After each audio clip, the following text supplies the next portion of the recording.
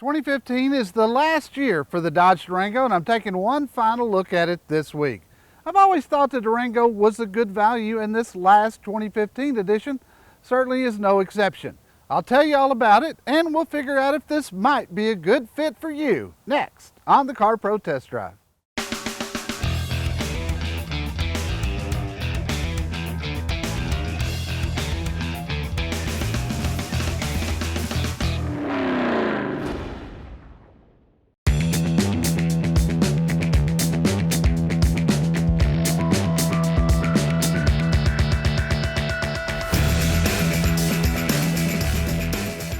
It's with a certain amount of sadness that I bring you the 2015 Dodge Durango this week.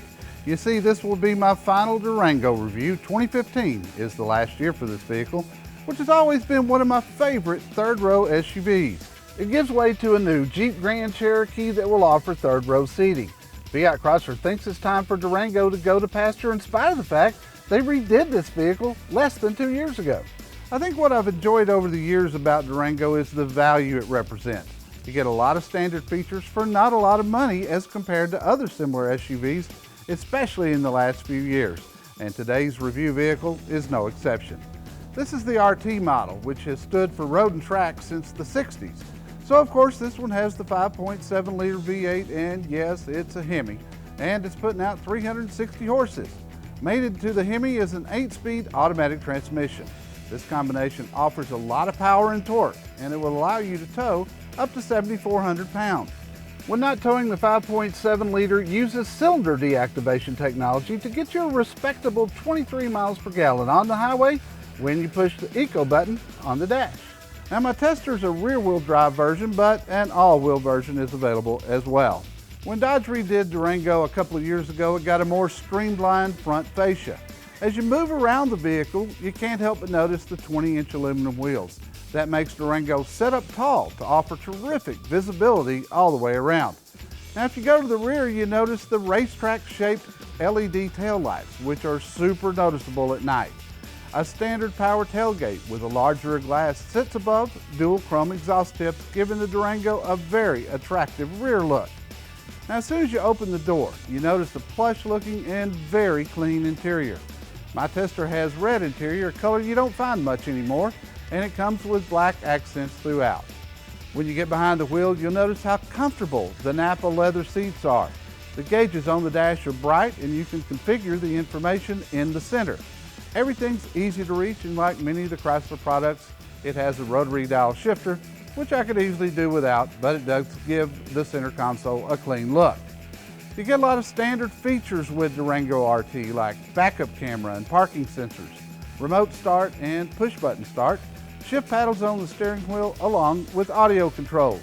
You also get at no charge a heated steering wheel, heated front and second row seats, power front seats, and a Beats by Dr. Dre sound system.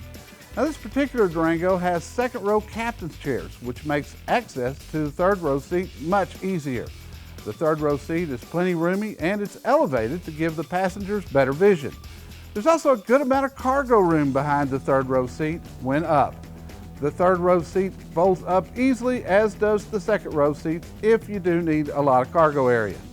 Options on this particular vehicle include a Blu-ray DVD player and video system for games, with dual screens for the back seat passengers at a cost of $19.95.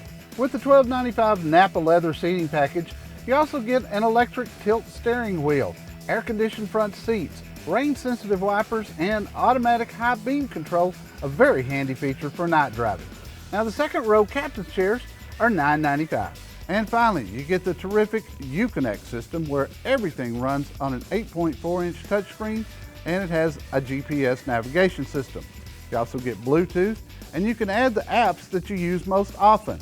I find this system one of the easiest to use in the auto industry. When considering the price, be aware that this particular vehicle does not have a moonroof, blind spot monitoring, adaptive cruise control, and other items which generally you would expect in a vehicle equipped like this one. The Durango RT rides and handles very well, has strong acceleration, and it's got a great sounding exhaust.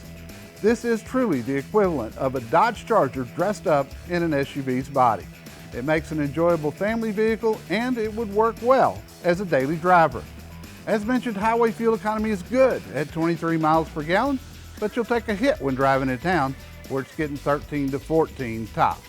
Overall mileage is rated at 17, which is less than its closest competitor, the Ford Explorer Sport, which actually has more horsepower. Durango carries a 4-star overall government safety rating. A word of caution, resale value on Durango has never been very good, and with it being discontinued, it will certainly get worse. If you plan to keep the Durango 5 years or more, this doesn't come into play. But if you think you might trade it in less time than that, I'd pick something else. MSRP on this one, as you see it, is just over $46,000, but it comes with a base price of $39,995. Since I rate on value as well as resale value and overall quality, I cannot give the 2015 Durango more than a 3 out of 5-star rating. But with that said, I hate to see it go away. Thanks for riding along with us today for another Car Pro Test Drive.